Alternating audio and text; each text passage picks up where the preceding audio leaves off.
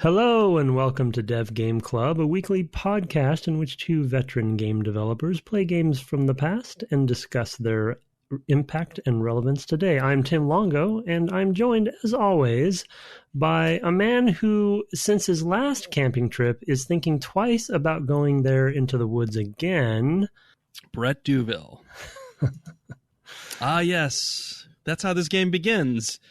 Okay. So that was so many hours ago. I had to think about that. I'm like, I figured it was. I figured the differences between our you probably have no recollection of how the game. No, I do now that. Sort of, oh yeah, that's right. That's how this game starts. That's how you get with a light in the sky. Yeah. Yeah. I mean, every good camping trip, has a light in the sky and some sort of abduction situation going on. What do you smoke on these camping trips of yours? You're seeing lights in the sky. I don't know. It might be legal out there in your state. We're talking about Obduction, which is the 2016 release by Cyan Inc. That might be Cyan Worlds Inc. these days. I can't keep track of their name. Which is definitely the spiritual successor to sort of the MYST collection of games, and it's a big update visually, even though the original games were quite beautiful. You couldn't really move around them freely. And this is, I guess, Unreal Engine. Looks gorgeous. Looks gorgeous on my machine anyway. Yeah, it's Unreal. And it's pretty fantastic. I am well down the rabbit hole now on MYST related games because not only did I finish Obduction, but I've also begun Riven, and that has got me totally sucked in as well. Has it? Yeah. Cool. Yeah, I remember playing Riven a bit. I don't think I finished it. I probably actually played it more than a bit, but that was like when it came out, so I have really no memory of it. So that's going well. I would say it's more difficult. Okay. And we actually have an email that bears on a very silly thing that I got stuck on, that the emailer also got stuck on, which will be hilarious to talk about when we get there. But it has that same, like, I've built a world and cultures in it and etc. that MYST does, and it definitely feels like a continuation. It's obviously a direct continuation of the story because it actually starts with you talking with Aerith in that same room in Dunny. Okay. Yeah, and then he sends you to this other place, Riven, to track down, I guess, his father, Gen or something like that. It's Gehn, I believe, and to rescue Catherine, right, his wife. Mm-hmm. So there's a lot going on very fast at the beginning of Riven, but then once you're there, it's very much the same sort of feel, like click through screens. Have video in different transitions, a little bit bigger this time because they can, because machines have gotten better. It's like 5 years between them, something like that. Yeah, I think so. And it feels much bigger in a lot of ways. I'm not even sure that I'm going to link to other worlds. I'm on this one world with 5 islands that you can take these various, mine carts. They're enclosed. Around, but it's something else. I mean, I'm really digging it. I'm totally into it. But we should talk to Obduction because we both played that one. Yeah, I mean, one thing that we touched on a little bit, because I had played some of Real MYST just to check that out to see what the difference was, and I think I played the Stone Ship. I just did one of the ages. I did the Stone Ship age to see the comparison. And the reason I'm bringing that up, obviously, is because Real MYST is real-time camera, fully rendered real-time world. And so you're walking around and literally, like on MYST Island, you're walking into places and around the corners that you obviously couldn't go into in the original game. And it definitely switches up the way that the game feels in fundamental ways. And it kind of calls out some of the stuff we talked about in the series. It definitely calls out the importance of camera framing And when obviously when they built the original, they had complete control over what cameras they wanted to show where, because that's all they were doing to move you through the world. And when you have control over the camera yourself, that framing, is kind of, it's not thrown out necessarily entirely because there's still landmarking and things going on, but it isn't as in your face. You know what I mean? You can come around a corner and not see what you need to see, so to speak. And luck, obviously I'm a little bit ruined because we just finished it. So I kind of knew where I needed to go when, but I could completely see how it's easier to miss things, even though it's a pretty simple island. And so translating to this, was also fascinating because a lot of what we talk about on the podcast and a lot of what I specifically talk about on the podcast is that level design flow and things like landmarking and messaging and telegraphing where to go next and those sorts of things. And as Brett has sort of alluded to, this game is much bigger than I thought it was going to be. And I've only played a couple hours, so I haven't even left the sort of first area, if you will. But I think I'm maybe close to being able to do something like that. And it's really cool to see the trend, because Riven is not real time either, right? That's still the MYST style. Is that yes? Correct? Riven is still not. There are cases where you have slight timing puzzles, like we commented on in the cast about that elevator. But in general, it's the same kind of feel. Yeah, pre-rendered scenes, or pre-rendered scenes with video. Yeah. So the translation, I've been really impressed with, seeing how, I mean, there's just nothing like being in this fully rendered world and having that same MYST sort of feeling, where for one, to call it some super simple, dumb things that actually have more of an impact on me than I realized. It's a game where you can't die, right? There's no threat as far as I can see so far. Maybe that changes down the road. Almost correct. You can die. It's very specific. Yeah, there's a very specific case where you can die. That I have seen already? No. It's hours away from where you are. Oh, okay, yeah. So, I mean, if there's there's one very specific. You actually see signs in the town. Did you see the sign where it's like, danger, don't approach this thing? Avoid the thing, yeah. Exactly. And if you will eventually encounter one of those things, and if you don't avoid it, it will kill you. Right. And that was a funny moment for me on the stream of just like, what on earth? I didn't expect to be able to die in this game. And then making the mental connection to like, oh, wait a minute, they told me that this thing could kill me. Right. It's just, it's a rare exception, right? That proves the rule and makes you appreciate that, I think. Yeah. Well, I mean, okay, so there's that exception, but you know what I mean, as far as like the sense of place in the world and what the rule set is. I actually, obviously I knew that Cyan had built Obduction, but I did not anticipate it being so much the same formula, down to the FMV, just put into a different context. I was cracking up when with Robin, our guest from last week. Yeah, exactly. And then is Rand the guy in the No, that's Robin. Oh, that's Robin. Oh, yes, I thought Robin was the mayor. Oh, okay. No, that's some other guy. Okay. No, Robin, now that he's older, looks more like Rand. Yeah, it's funny how that works, because Rand, as he pointed out last week, is 7 years older, right? So he looks like a slightly older Rand, which is funny, because if you play Riven and seeing Aerith at the beginning of that, Rand already looks a little bit older. Like not a huge difference, but you can sort of like, oh yeah, Rand looks a little different. Aerith looks a little different, and seeing Robin and looking that up in the credits, I was like, oh, that's hilarious. Knowing their age difference and all of that. That was like, oh, of course, it makes sense. He's grown to look more like probably more like it. They probably both look more like their dad, to be honest. But right. But there's more similarity there, which I think is funny.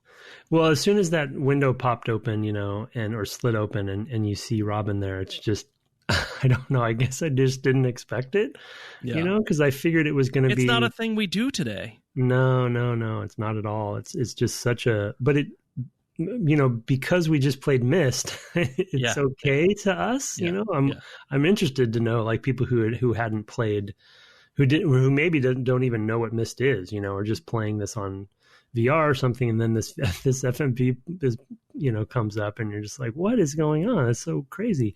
So they don't have any fully rendered characters in the game so far. I mean, I've seen some creatures and things, but so I guess the formula is just really intriguing to me, and it's really fun to just very, very lackadaisically wander around the world and just kind of poke at stuff and put two and two together and not feel like there's a pressure, and maybe there will be later, but that formula still works even in this situation. The one thing that I feel like we talked about on the series with Myst that I know there are some in-world maps, but I do miss the sense of mapping.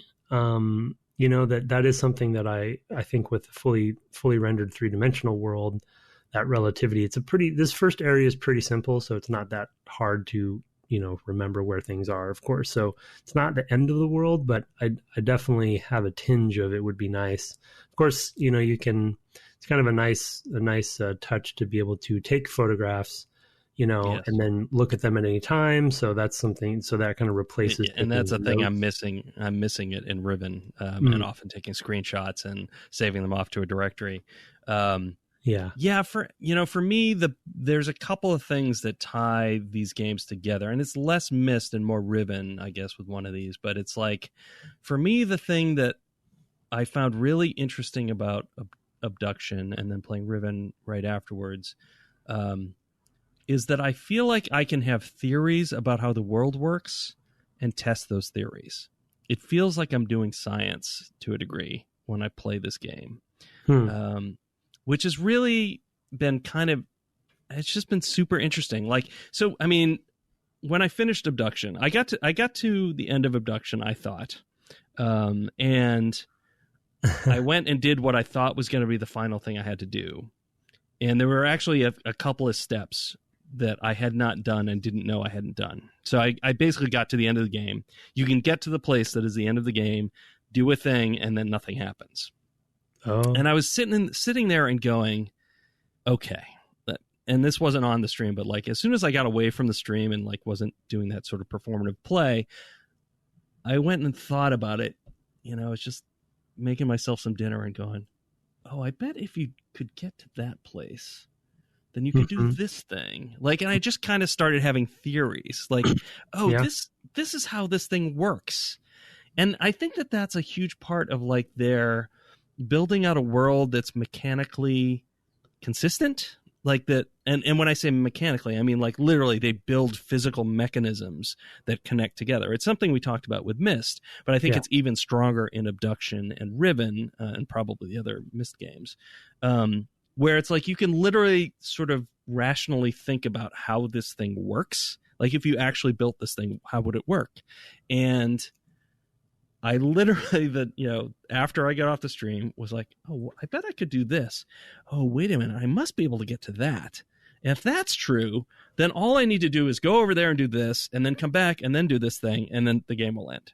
And I was 100% correct about all of that. There was even another step of like, Robin's character, whatever his name is, he's been doing this, so I bet that's where I need to get to this other place. Like, I mean, I just literally came up with the whole thing end to end in my head of like how it had to work. And that's you don't get that in a lot of games. No, it's cool. No, it is. That's why. Yeah, I mean, it's. I don't know the right way to put this, but it's almost like. I mean, I know this isn't completely accurate because Myst did influence so many other games that have been that have fractured off of that sort of formula of design. But playing this game, I feel like in a way, Cyan has almost gone on their own sort of tract of game development history. And they just stayed on it. It's like they're in their own multiverse where this is what adventure games are. Yeah, this is what adventure games are. And they kind of aren't really, I'm sure they play other games, but they didn't let those other games change, complete, other than the full-time or full 3D real-time nature of it. They didn't let them change the sort of core formula of it, and then they just kind of do their thing, and that's kind of cool because it is still unfortunately kind of rare. And the other thing that I think even though neither of us are playing it this way, that we can't understate enough is when we talked about MYST, or we can't overstate enough, we talked about MYST and its sort of right place, right time, and using technology, using the sort of new tools that were at hand. And we talked about that a lot with Robin as well. But, even some of the way that the simple interactions are built in the game, I do think they had VR in mind when they were building this game as a sort of new horizon for, what I mean, interactions and the ways, the sort of safe space, so you didn't feel like you're sort of inundated with a lot of, overstimulation and stuff like that, right, to make VR probably work better.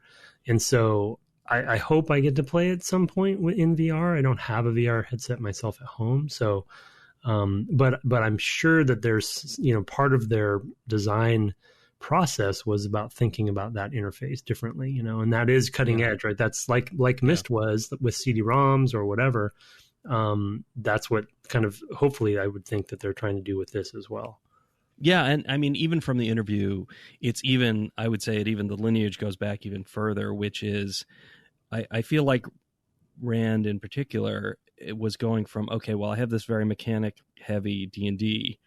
What if we just put the people that are around the table in this environment that I've created for them, right? The sort of mechanic-less, no dice rolling version of D&D that he made up. Mm-hmm. And then I take them to MYST Island and MYST, the game, and they're there, right? They're in this environment, and we kind of push that as far as we can. And then I can imagine that when VR became a kind of maybe a thing that's going to work, like, who knows? This is like the 5th time we've tried it, so who knows? But maybe this is the time. But them also going, you know what? Oh, now we can actually be there. Like, so there's like this, like, okay, we're there abstractly. Now we're there through the 2D screen. Now we're there through the 3D screen, as it were, of VR. And I think that's a natural, sort of transition. And I guess if they made enough money, they'd probably make like a Disneyland type place that was MYST. But, I don't know if there's enough money in that. That would be amazing to go to. Literally go to MYST Island. Theme park of MYST Island. Yeah. I don't know. Maybe someday. Mm-hmm. I'm holodeck. That'll be, when we get to that, Rand Miller will be there. He'll have a game when the first holodeck comes out. Well, like what Real MYST made me think of, similar to sort of like people recreating, Mario World 1-1, or what have you, right? Where you just people are just sort of recreating these classic levels, with every generation in some form. Whether it's like, I don't know, Minecraft or Unreal or, Little Big Planet or something. Yeah, LBP, Or Dreams. Yeah. But then Real MYST, is like in Unity, I believe. And so you just sort of like, you can see MYST, because it's left such a mark, you could see it being recreated over and over again in that same way. Yeah, sure. It's just, just because it's ingrained in people's heads.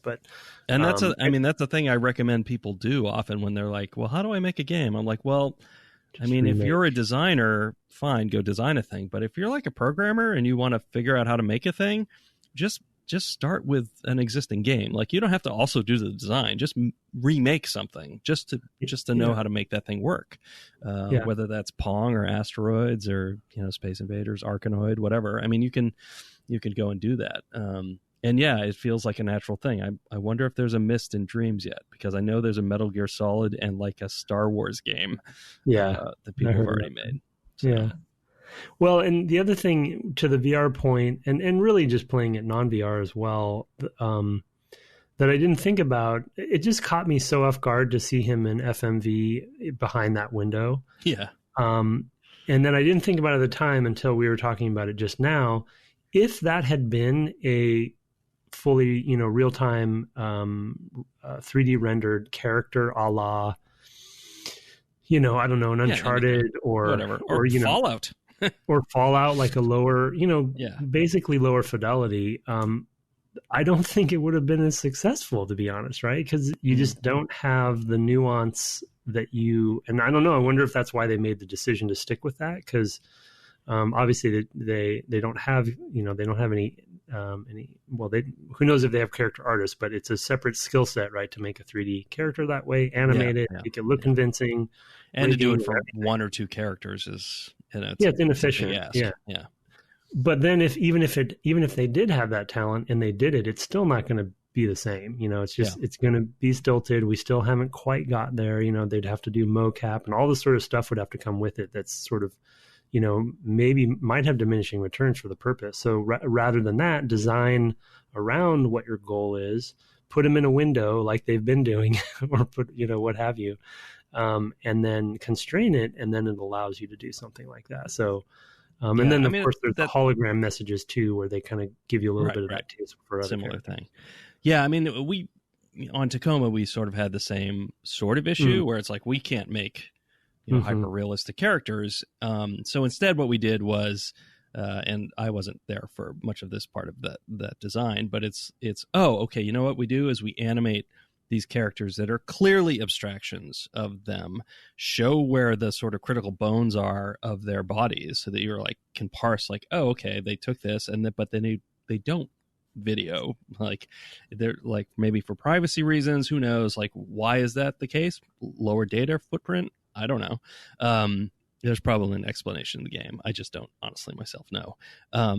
But it works. It gives you, it's another approach to the same problem of a small team.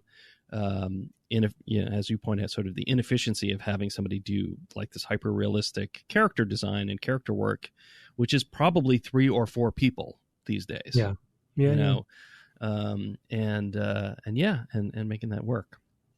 So I wanted to talk about the other thing that kind of is a through line for me in terms of how I play these games.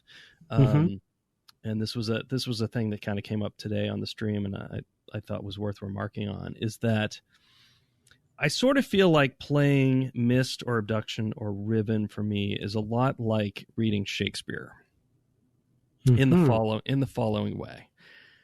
When you approach a play by Shakespeare or anything kind of contemporary, there's a language barrier. And you start reading a play, maybe one of the easier ones to read, like Romeo and Juliet or whatever, and you kind of like, you kind of get into this flow of like, okay, I can read this now.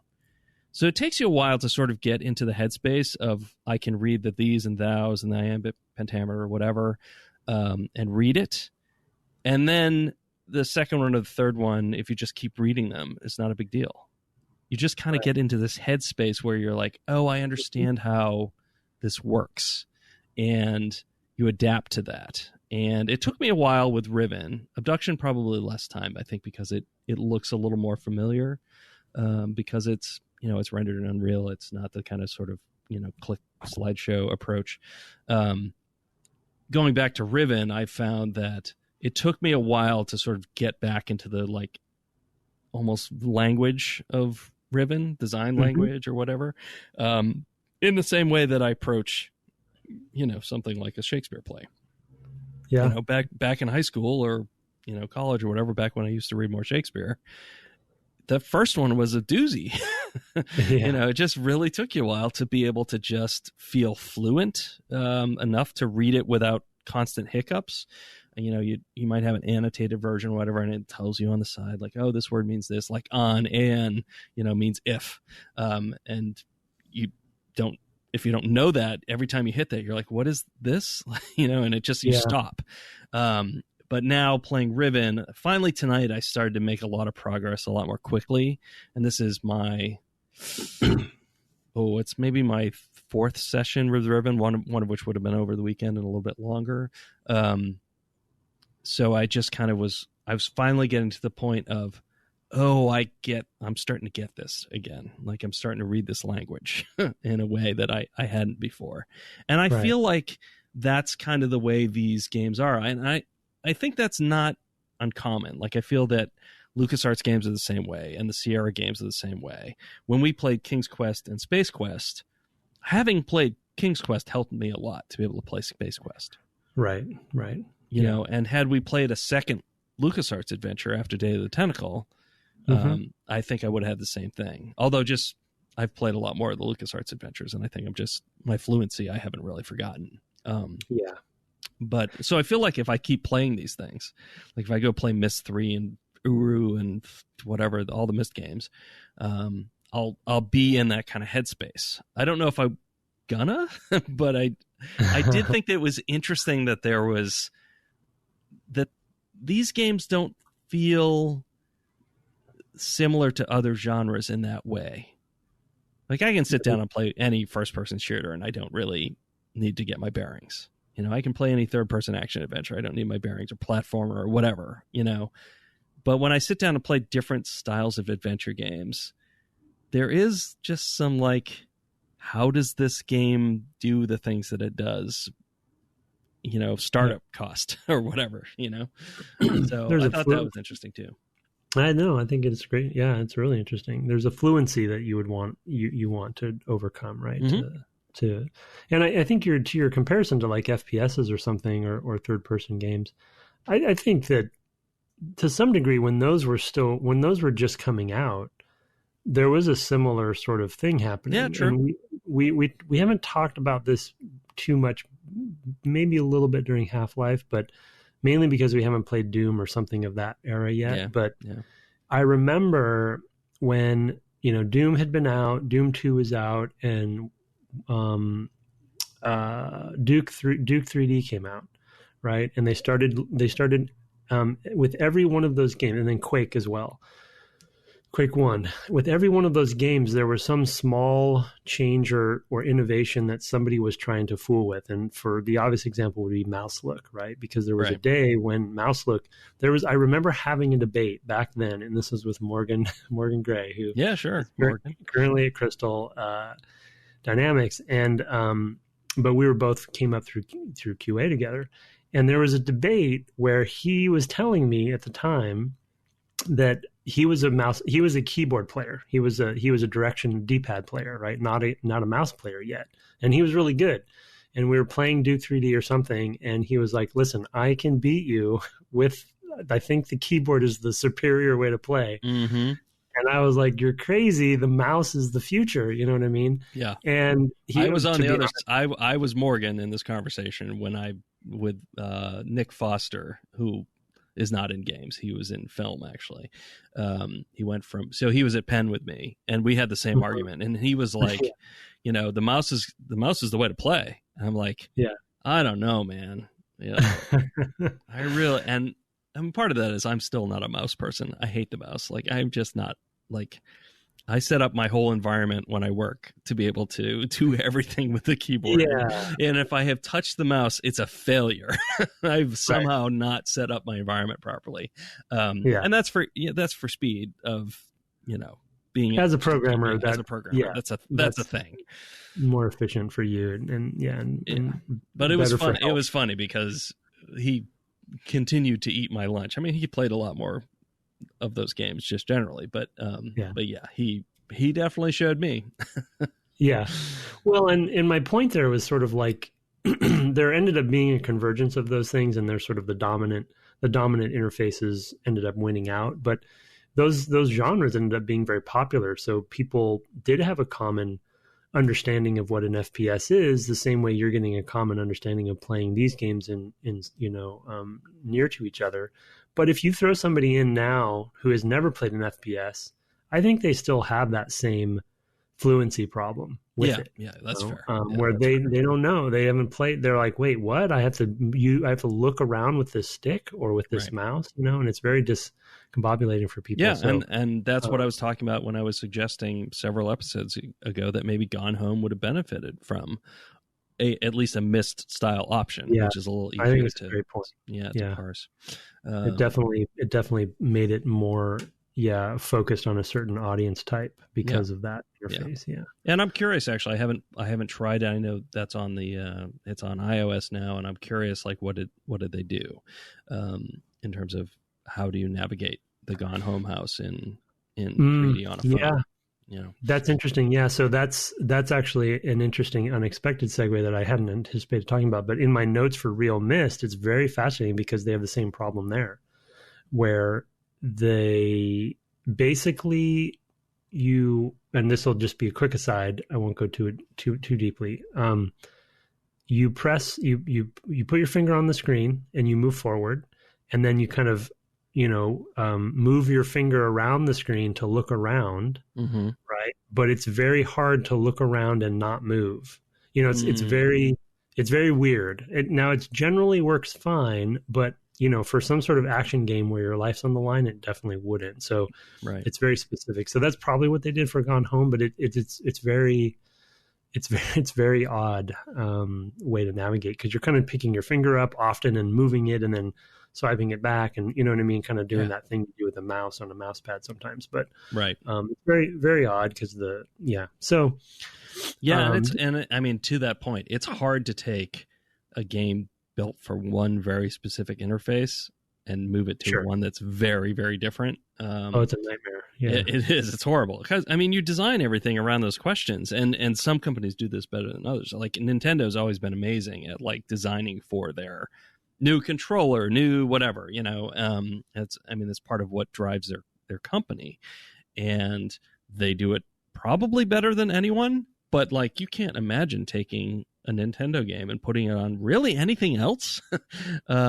Maybe, the Switch probably is closest because it's close to a traditional controller most of the time, whatever. That's okay. But not like the Wii, or the 3DS. Mario? Yeah, what does Mario look like with a mouse and keyboard? Oh, yeah, impossible. Forget it. Yeah. I don't know, it doesn't make sense. You would just use the keyboard, so it's not. But I think it's funny just to say that statement to wonder what. Yeah, what is that like? Mouse would even do. It's horrible. Yeah. It's awful. Or on a phone. So. Yeah, well, yeah. I mean, they just to your point with Mario Run, they just designed the game differently. Yeah, new game, new interface, new game. Yeah, and that is definitely good wisdom to that.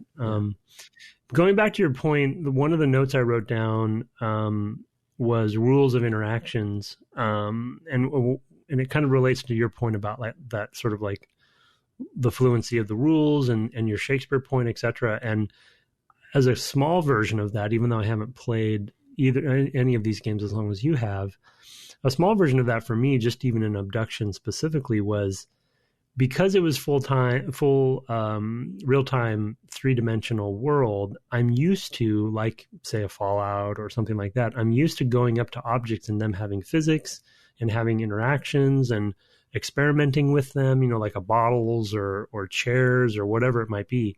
None of that's in here. And so... Yeah, this is very binary state type change. Yes, and I had to retrain myself because it was real-time 3D. I had to retrain myself to not do that and just look for the signs that they would want to give me the way they would in a Myst game. Yeah. And where it's okay, clearly this hose is going over there. I'm just going to go to that gas, pump, and I'm going to assume that that's going to be interactable. I'm not going to try anything nearby. I just realized there's that phone booth. I wonder if that phone booth has something to do with something you said in the show. I know exactly what that phone booth is for. It's for people who haven't seen phones before. Oh, really? Yes. Is that it? It's literally there so that you know what it's like to have a phone that has rotary dial. That's hilarious. Specifically that there are letters. I'm going to give you a little clue to a puzzle later, I guess. But it's okay. That is the thing that I don't think people that necessarily, I don't think that's not a thing. So anyway, so it's just to your Shakespeare point, I definitely had to retrain myself even in the the little bit that I played of okay, no, I'm not going to obsess about every little thing, because in a game where you do have that much interaction with the world and all of its bits and pieces, I kind of obsess about that, and I'm just fooling with everything to make sure I don't miss something. Right. But those games don't tend to be very puzzle centric, so you don't have to really fool with everything from a puzzle perspective because they're not critical path, but usually. But anyway, here it is bleeding a little bit more. I think because it is fully 3D and it's It's, you're not, you can arbitrarily move that cart on the track. You can arbitrarily, within limits, aim the beam particle gun thing that's on the front of the mine cart. There are sort of areas that are bleeding that are a little bit more, I guess you'd say, real valued, rather than sort of distinct or discrete. So there are, I mean, it's, you have more of that, but definitely not a lot of it. It's pretty limited. It's pretty much to those couple of things. I'm sort of thinking back.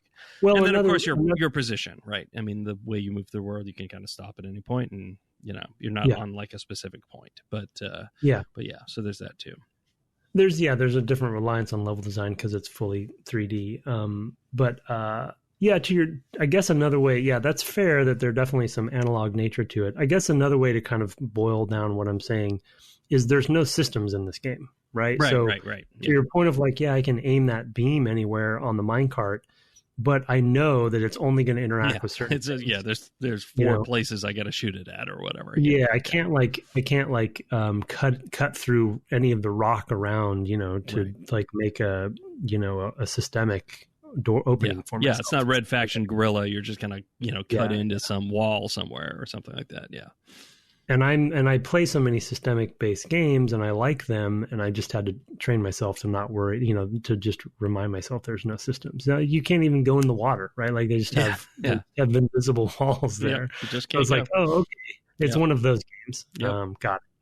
Right. Playing Riven, I was actually commenting tonight. I was like, it doesn't feel like it would be that far for me to swim from here to there. Like it doesn't seem like this should be a thing. But of course, instead I have to use this submersible thing that I control and have to make an underwater map about. It's just, it's definitely that. It's a whole, it's totally a whole thing. And it's funny because when I started playing Obduction, and I didn't even feel this playing MYST, which is a game that I do like, and certainly talking about it like we did, I had a newfound respect for what it was doing. But when I played Obduction, it got its hooks in me in just a major way. And I looked, it was a little over 19 hours that I played it. Oh man, that's to completion. Crazy. Yeah. And in like 5 days, I just poured everything into it because I didn't start playing it until the weekend, because last weekend we thought we might be talking about it instead of the interview. And so I was like, well, I'll play Saturday, and then ended up playing Sunday, and then Monday I played a little, and then Tuesday I played a ton, and then Wednesday I finished it. So you can kind of work out the math there. I was like, I was playing big 5 or even 6 hour sessions because it had its hooks in. And now I'm playing Riven, and although I'm not playing quite that much, I'm not going to go back and play more Riven tonight or something like that. But it's similar. Yeah, Obduction definitely has an allure to it that I'm really appreciating. And the last kind of set of notes that I wanted to mention before we move on is the other sort of kind of happy surprise to me is thematically there's a lot of similarities to at least MYST, as far as like this concept of like warning you not to trust people, and then like, you know what I mean, sort of just the sort of state of the world and this absent, like vacant world where the characters are, that they existed at one point and you see signs of them, but they're not here. And so that there are limitations from even a production or technical standpoint, reasons why they did that. But the constraints that we talked about with Robin, and then we talked about while we played MYST, they sort of have the same, they've given themselves appropriately the same constraints here. And so the similar themes come out, right? Where you even the sort of repetition of going back to CW and getting the clues in the sort of quote unquote next tasks or quests, is very similar to getting the pages, right? Where you go back and you put another page down and you get a little bit more info. Yeah. It's like, thematically, it feels like in their whole, like if they had a metaverse of their own, or like the cinematic universe for MYST, would be, Obduction would fit right in. Thematically. Yeah. So, I mean, maybe when you leave the bubble, you go out and you find one of the ages or something. There's also something very actually makes me want to look up if there's any Easter eggs in here that are kind of call outs to that.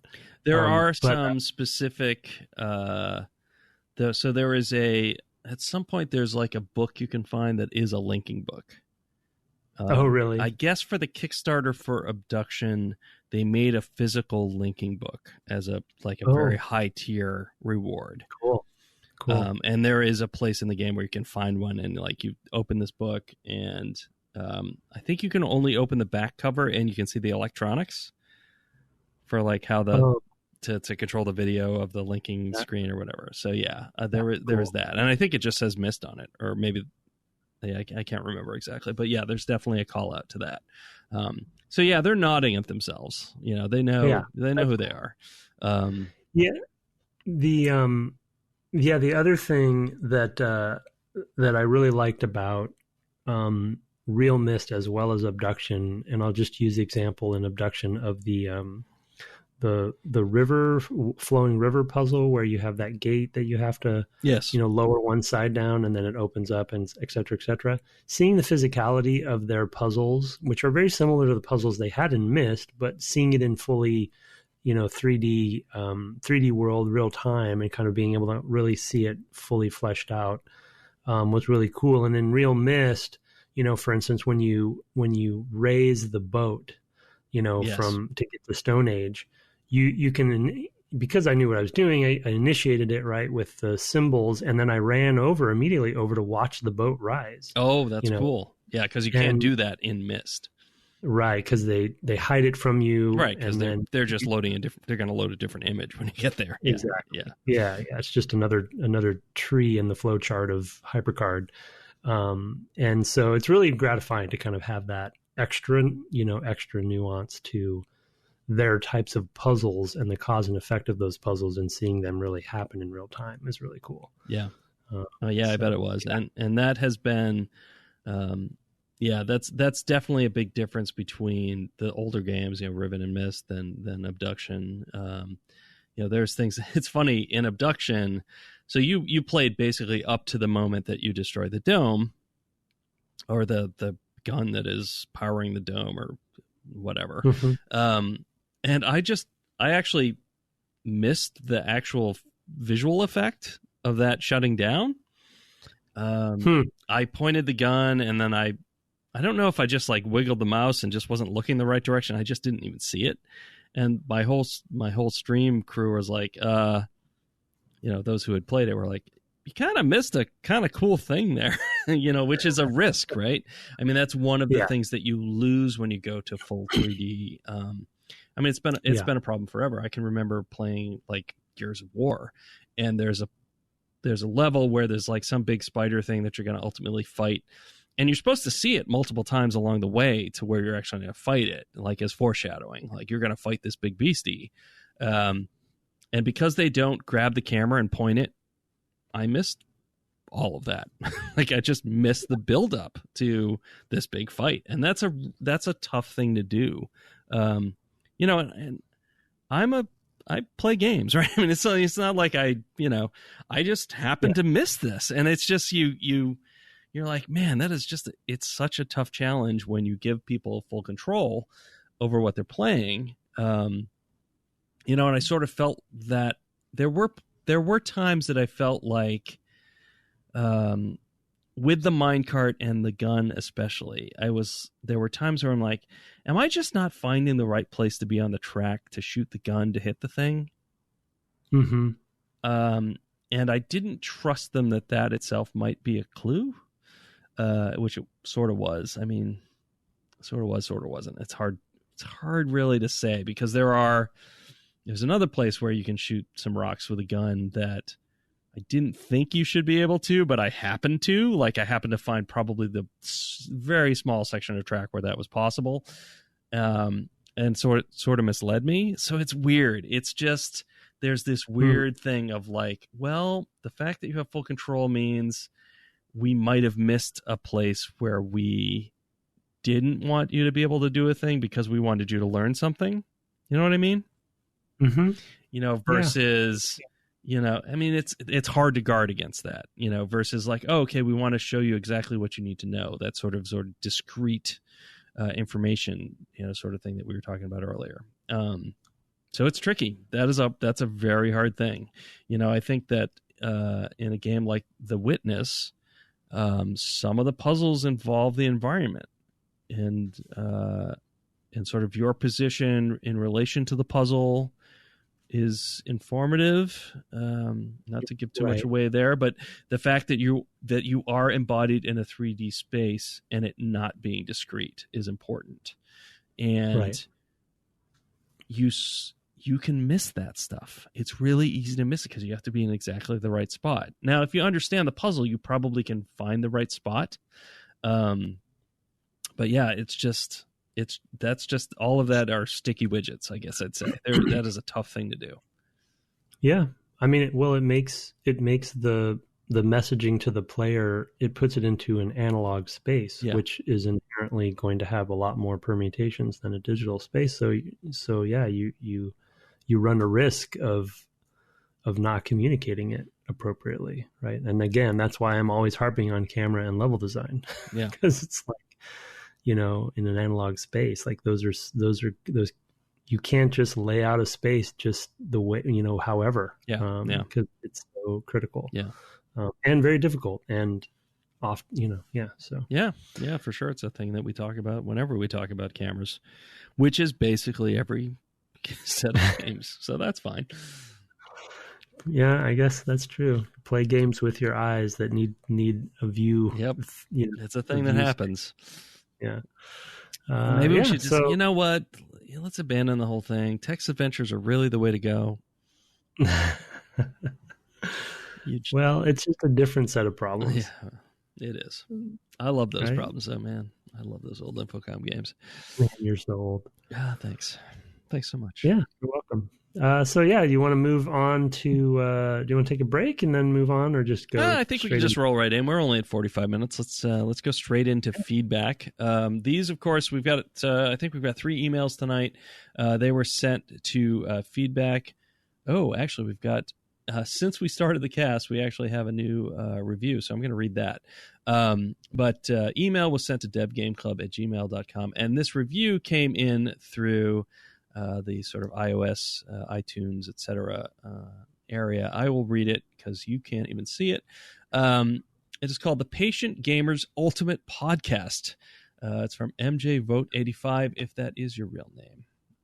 He says, he or she says, I should say, I can't decide if it's more fun to hear Tim and Brett discuss a classic game like the back of your hand, or to discover a new favorite as you play along with their book club-style discussions. Fun, wholesome conversations abound and great community engagement, including singing reviews. And now he has it to the tune of Paranoid Android, which is a song I don't know. So I'm actually going to put this off to next week because I want to. I was going to say this is going to be. I have to prepare because that is just not fair to MJ. Yeah. Okay, so I've read that part.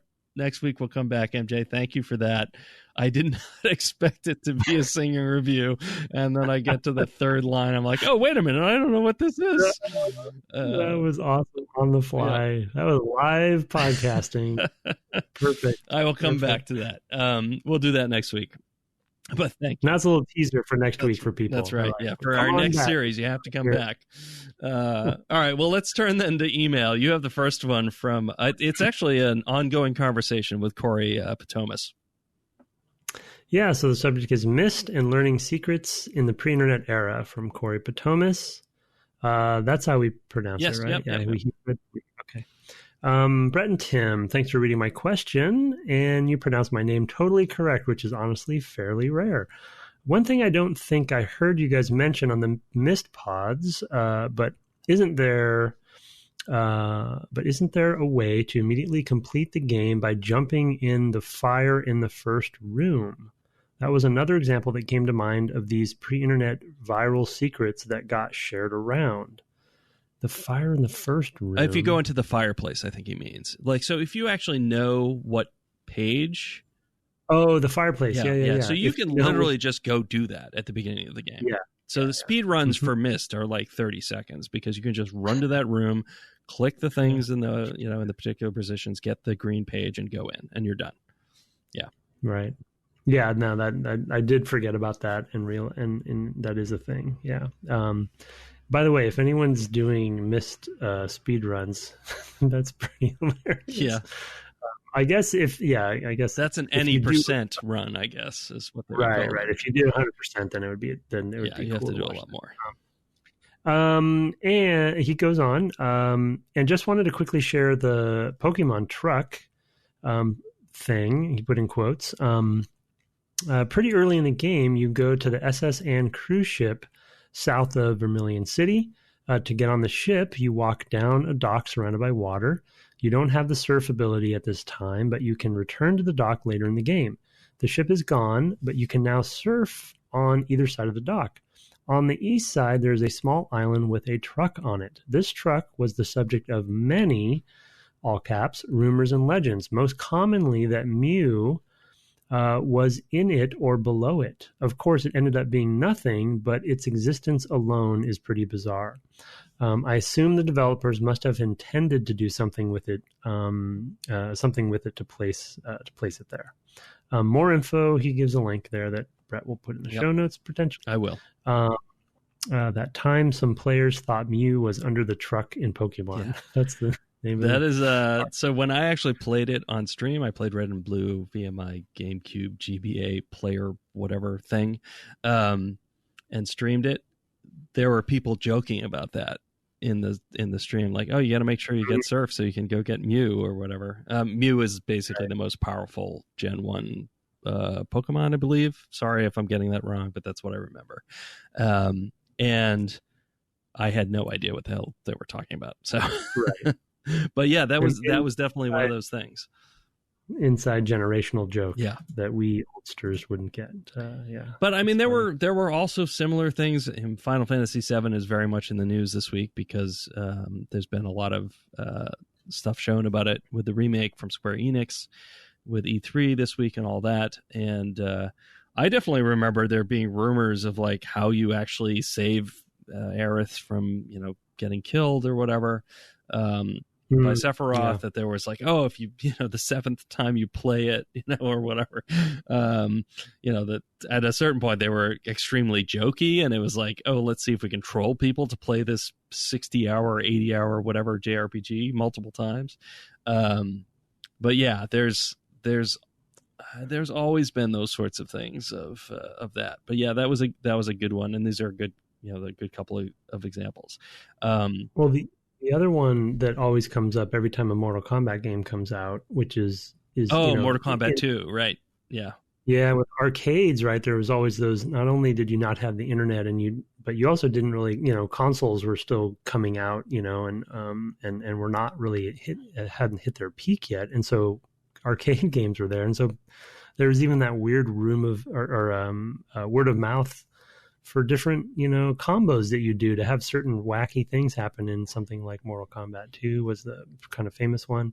And so every time a Mortal Kombat game comes out, everyone just talks about that all over again. Yeah. They mentioned it recently on a Waypoint podcast, and that literally the, arcade owners who want your quarters are going to tell you, no, you have to, you have to be able to play the whole game without ever taking a single hit, to unlock, Sonya Blade or whatever, who knows? Right. I don't know, because I didn't play those arcade games all that much. I'm from the earliest generation of arcade games, Tron and Space Invaders, Pac-Man, that sort of thing. I didn't play a lot of fighting games or anything like that. So Burger Time, Food Fight, Dig Dug. Oh, Dig Dug. Good game. Thanks, Corey. Yeah, those are good examples for sure. One that was real in the case of MYST, and one that not so much with Mew. I have one here from Nolan Filter, or Reverend Q, who comes into the stream. His subject is MYST/Obduction Reader Mail. Hi, Brett and Tim. This is the story of a particular puzzle solution I'll never forget. Spoilers for Riven and Obduction. The Obduction spoiler is pretty mild. MYST holds a pretty special place in my video game history. Though I was very young when it came out, I still got to play it play it in a sense with my older brothers at the controls and the three of us working together to solve the puzzles. With our mental powers combined, we played through MYST, Riven, and most of Exile. After that, I took over and played through the rest of the series myself. For the most part, we could employ knucklehead deduction to fumble our way through the adventure game logic, but we got totally and utterly stuck in Riven. There's a room on Boiler Island with a frog trap and lots of interactions. We spent hours trying to figure out how to use a frog to advance. It turns out the trap is a red herring, and the real, quote, solution is to turn around and close the door behind you, revealing a hidden passage. I went to the local bookstore and looked up the answer in a guide I did not purchase. Fast forward to this last month, when I finally started playing Obduction in honor of the Dev Game Club MYST playthrough, and after having kickstarted it. You better believe I closed every single door I found to check for secret tunnels, and wouldn't you know it, there's a path behind the back door in Farley's house. You actually find a different way to get back there later, so it's not the hard wall it was in Riven. But still, fool me once, Miller Brothers. Hope you had a better time figuring it out. Nolan Filter, Reverend Q on Twitch. Yeah, so I spent easily 2 hours in Riven, stuck at exactly that point. Easily. Oh, serious? Yeah, I mean, I was going everywhere I had seen. Like, let me go fiddle with this. Maybe reread this book. I would just do all the things you do in these games. And finally, I think on I guess it was my third night, my third time I was playing on stream, a person who wasn't normally in the streams came and said, "Hey, have you tried? Do you realize that doors close as well as open, or something like that?" And I went, "Oh, son of a!" And I went back, and I closed this one door, and I was like, "God damn! Oh man!"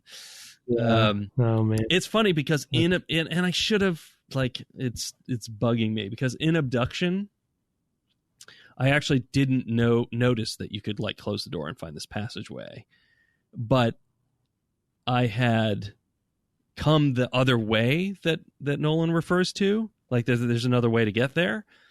And then the next time I played, I loaded this save, and this door that I expected to be open was closed. And I was like, that must be a save bug. Like, I'm literally like, well, that's weird. I remember that. Why would I didn't close that door. I don't close any of the doors. I just leave them open. And it's because I had come this other way and then gone out the long way to come back to this place or something like that, that I didn't even realize or recognize that that's what was going on there. And I've literally come across it twice in Riven so far. So, yeah, son of a...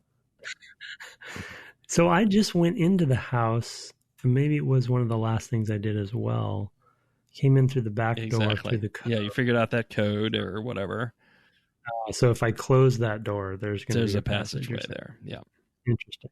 One just as I'm thinking about it, one little tidbit that I wanted to mention for that, for her house, that is a very, very, very small thing, but I feel like it is so uniquely them and not like modern game development sort of accessibility. I went, obviously came in through the back door inside her house, and I got up to the front door, right? And I was like, oh, this is the front door that's been locked this whole time. And I tried the door, and I was like, oh, it's still locked. And it didn't even occur to me right away to unlock the door, the bolt. Yep. Because normally it's like, oh, you have a key and it automatically does it, and the animation plays by itself, and you don't have to do anything because, we're making things so, the barrier of entry of everything's so easy for players. But no, you just, move your cursor up a little bit and manually unlock the door, and then you can go through. Yeah, they're very gestural that way. They love the little gestures that you have to do. I mean, and they've gotten more into that as time has gone by. It's just a simple, dumb thing, right? Yep. A lot of games automate that stuff, so you don't have to think about it. It's just more binary. But that little extra step just puts this spin on it that's just, very few people do that anymore. So that's just made me think of it. Yeah, that's a good story. I love that you spent 2 hours on that same door. Yeah, I mean, I was running around trying things, and I mean, I saw more of the world and things like that. So it wasn't like I literally was like in this one room, but there was a section. It is like he mentions the frogs. There's this weird. There's this device that closes, and you can put a pellet into it. And then in a separate place, there's literally this large water boiler. It's large. It's a thing actually that you walk into and use it to get into a tunnel, and then ultimately you get to a place, and that's where these doors are opened. And I would go back and forth to this boiler, and I was trying to reproduce the series of steps to make a frog appear inside this thing that I put the food pellet in, and to have all of that be just there to misdirect me is amazing. I mean, I'm not sure it's good, to be honest. Yeah, but it's amazing. Well, like I even knew what I was supposed to do. Like there's a fan above it or something, and I'm like, I need to stop that fan from moving so that I can go into the duct, behind it. Like I had figured out entirely what I had to do, but the idea that I had to, and now I don't even remember the steps, but that basically I had to close this door so I could go this other way was just like, are you kidding me? Are you kidding me? You just literally just hid this from me. It's pretty dastardly. Yeah. I feel like Robin wasn't going to come right out and say it, but I feel like he was alluding to the fact that, because you brought up, or one of us brought up the sort of those red herrings or those sort of interactable, the interactables that have they're not Chekhov's gun. Yeah. And I think he pretty much admitted to saying, like, yeah, that's not a good idea. Yeah. Oh, no. Yeah. He strongly contradicted me because I was like, well, it builds character and you kind of understand Cirrus and Akinar a little bit. And he's like, I beg to disagree, Brett. So that's right. He just was like, I'm very sorry, but you're wrong. So they learned their lesson, right? Of like doing that too much. Well, at least Robin did, because as far as I can tell, Rand is still doing it. Right. Yeah. Okay, so let me go on. Yeah, last one. Okay. MYST is a game I treasure, from good old Zimmy Finger. Hey, Brett and Tim. As a kid, this was one of the few games I had to play. I used to boot it up and click around for a bit, admire a tree or two, and quit.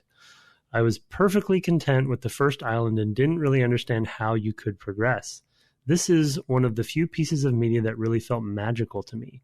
The navigation was strange, and I still feel the environments hold up really well. I was wondering, what do you think a good MYST puzzle is? Like, what's the difference between a puzzle that is frustrating and annoying and a puzzle that is hard and fair? And I just have to ask, what's your guys' opinion on timing puzzles, i.e. puzzles in which you have to do something really fast in order to complete it? Thank you, and wow, what a great interview. When he mentioned playing modified D&D game, I got really excited. A lot to unpack in that interview for sure. Yeah, we're really lucky we got Robin to come on. That was special. Really nice. Yeah, that was great. I mean, we love all of our interviews. They're always amazing, and I mean, because these are so often games that are just a little ahead in most cases of when we join the industry, it's extra special to us in a way, because these are like our immediate predecessors in games, even if we never worked with them or what have you. But it's super special to be able to talk. I know we've said it before, but I just couldn't believe that I had Mark Crow on the line. Right. It just blew my mind as far as predecessors go, and just cutting edge trailblazers, and dealing with problems that they had solved for us that we didn't have to deal with anymore. Right.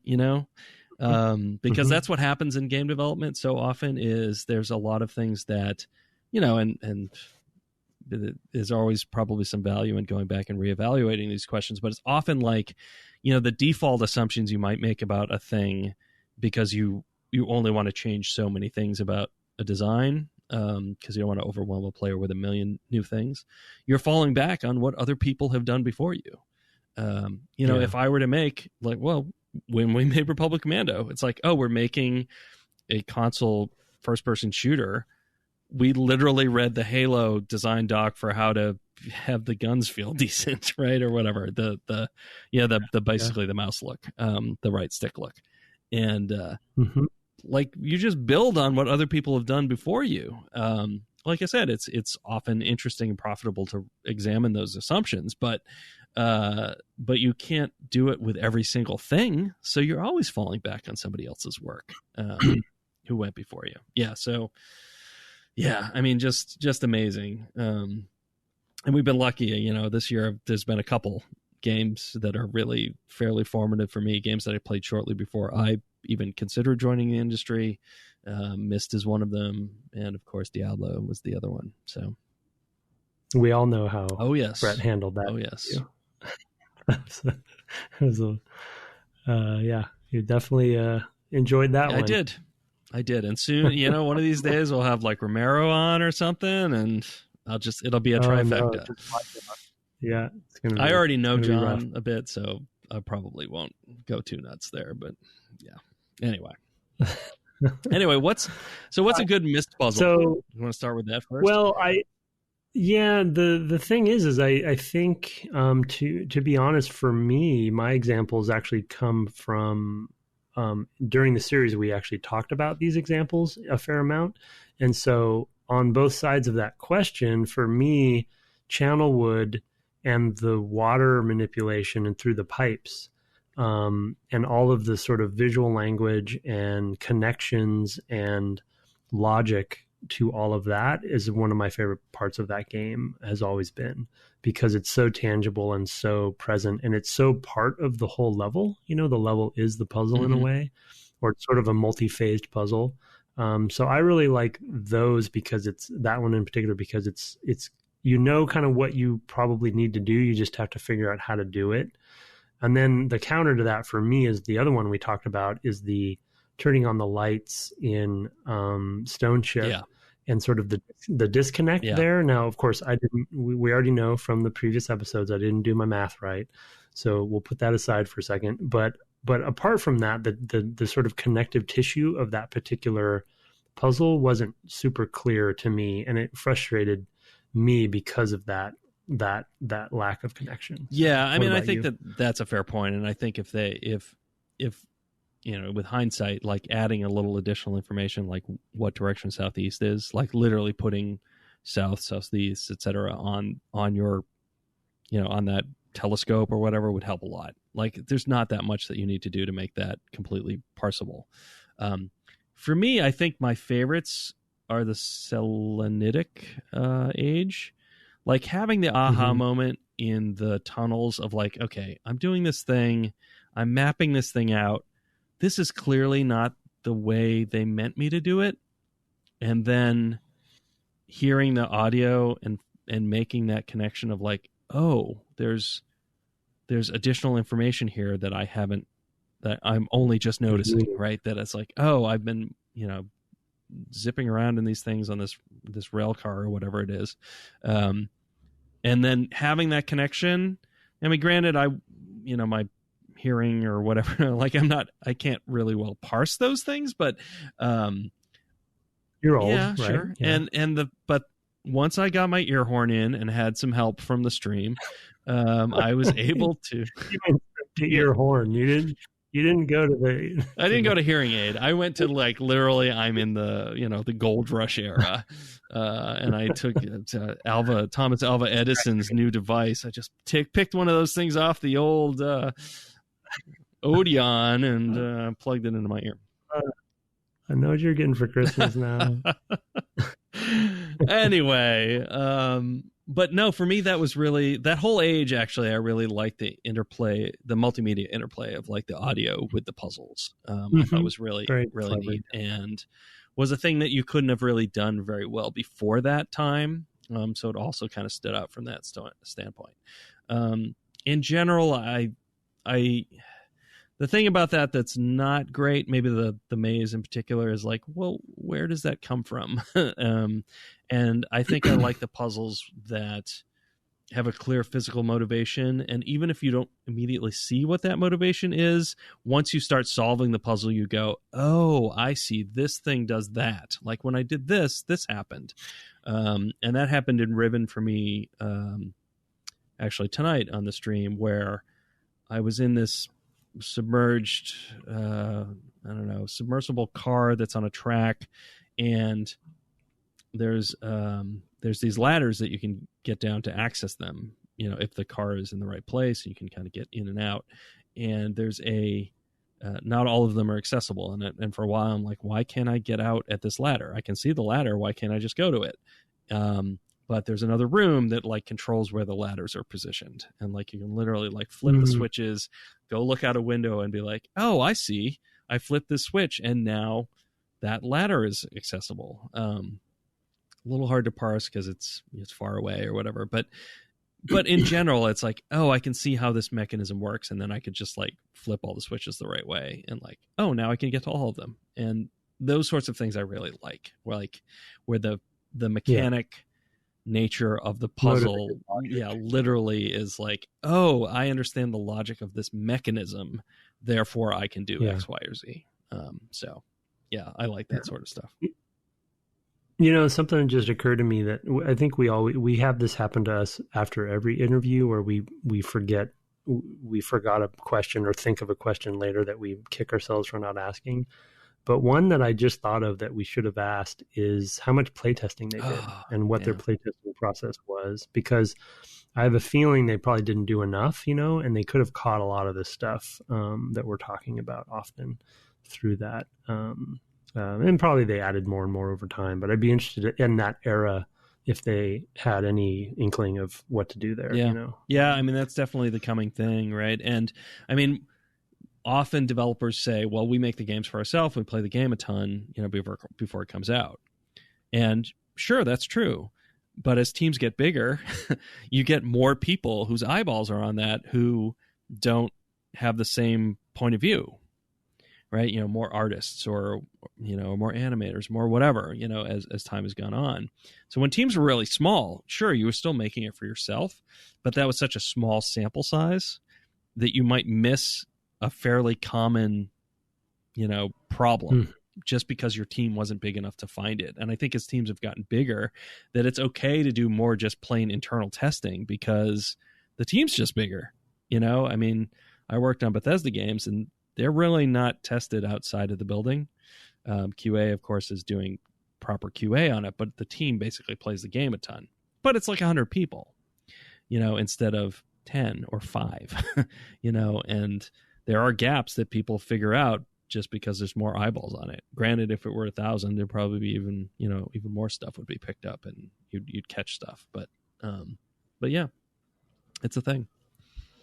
What about his second question on timing puzzles? Oh, timing puzzles. Yeah. Less crazy about that in this series in particular. And maybe in general. Yeah, I just think they're out of place. Yeah, they don't feel right. I had, again, with Riven, I had one tonight. But when I saw it, I was like, oh, I know what I have to do here. And it wasn't odious. Like I didn't, just... As long as the time is generous, I guess. It's a weird thing. I don't know. I don't know how I feel about it. Like, I don't want it to be... I guess I'm fine with a timing puzzle as long as it's not really a twitch puzzle, Mm-hmm. Yeah, I mean, well, like what is... The elevator, yeah. What category is that in for you? It's a timing puzzle, but the timing is very generous. It's more of a observation puzzle. It's not really the timing that's the hard part. Yeah. And I think that's okay.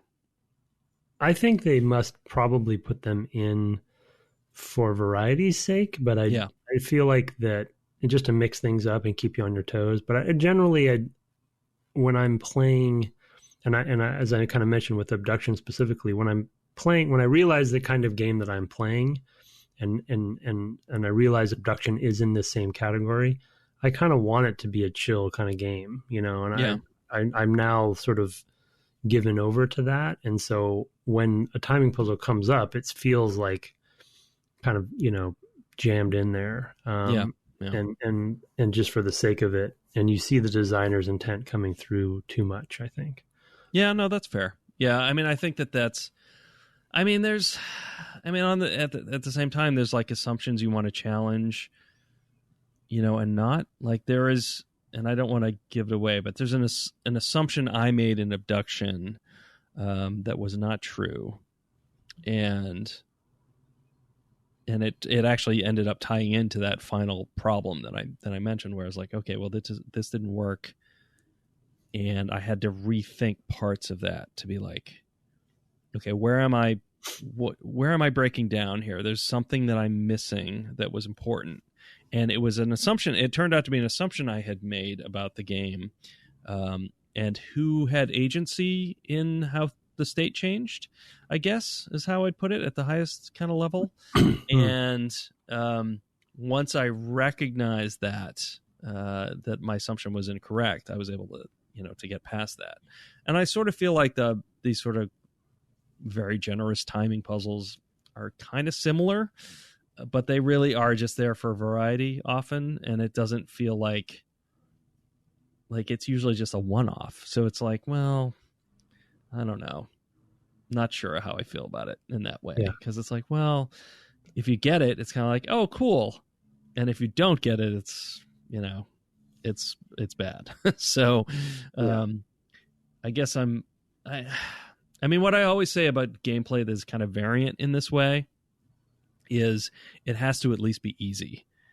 I recently played the first Jack and Daxter game on the stream, and there's a fishing mini game in that one that is brutally difficult. Wow.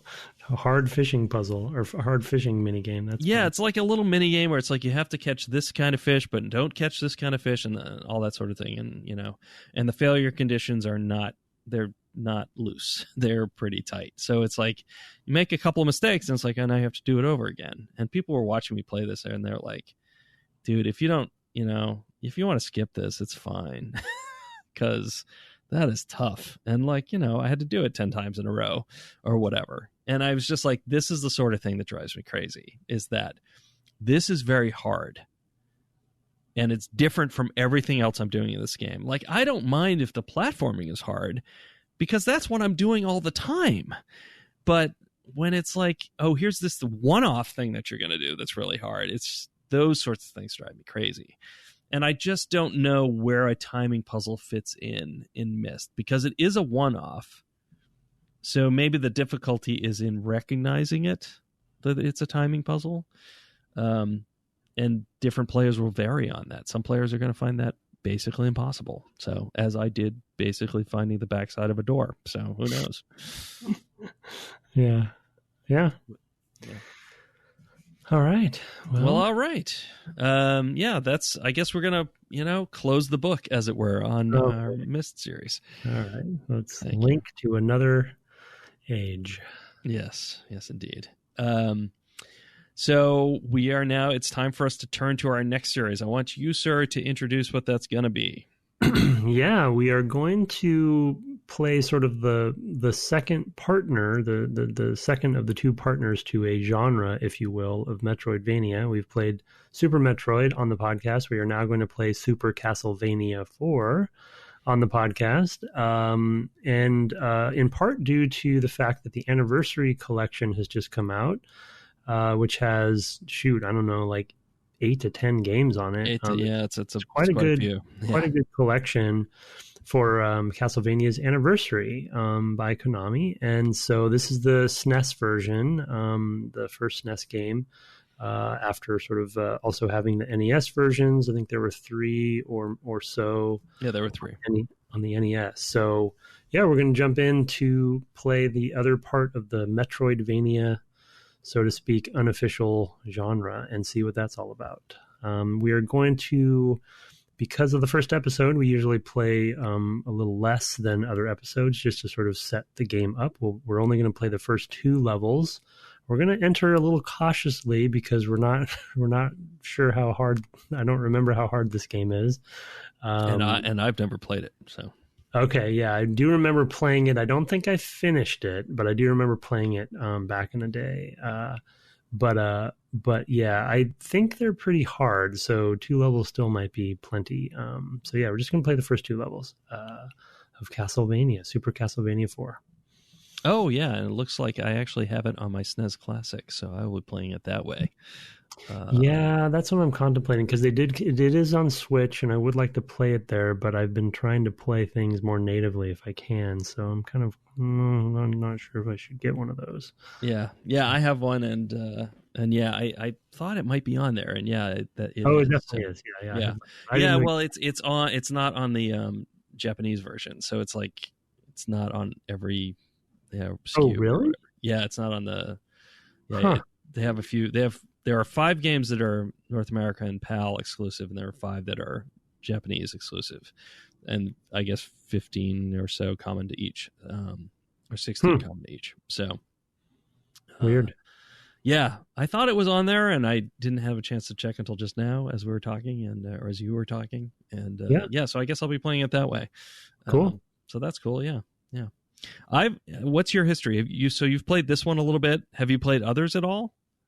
I feel like I played one like on DS, maybe. Yeah, I played 1 or 2 on DS / maybe even GBA. I think there was a GBA series, yeah, there are a few of them. There are a couple on. So I think I played one of each. I think I played one on the DS, on my DS Lite, and one on my Game Boy Advance. Yeah, but none of the old ones. No, I was a Metroid, kid. Yeah. I that was my series for the most part. So Tim, you're still a Metroid kid to me. Yeah. Well, thank you. I appreciate that. I am. I'm excited about more Metroid. A Metroid bald kid. Okay. Thank you. You're welcome. It's true.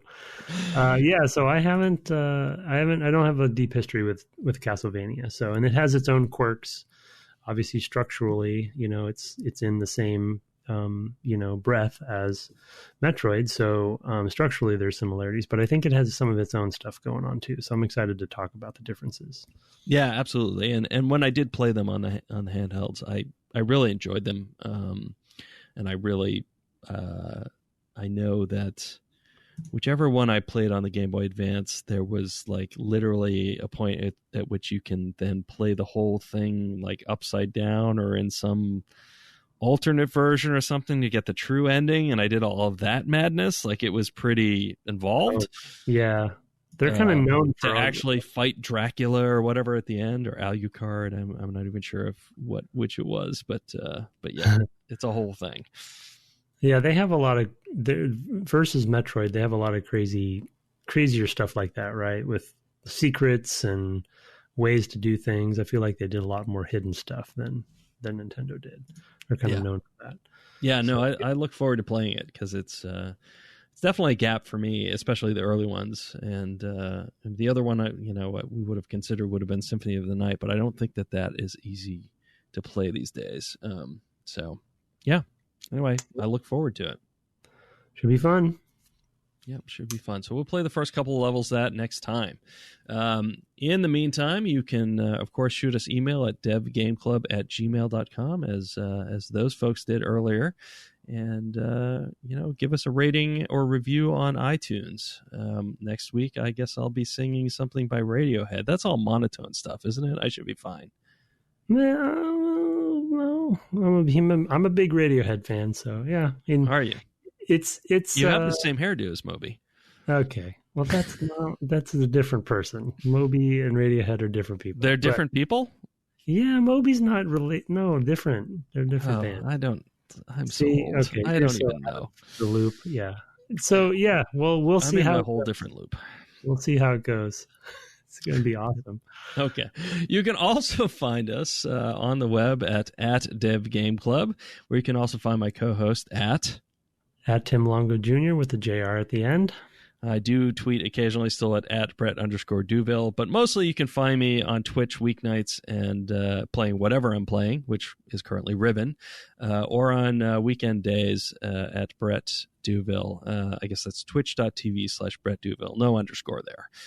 I like to play whatever the podcast is playing on the weekends, and because I have longer periods of play, and then play whatever else, several weeknights a week. So join us there. You can also find the podcast and its show notes at devgameclub.com. Thanks so much for joining us, and have fun playing games this week. Good night. Good night.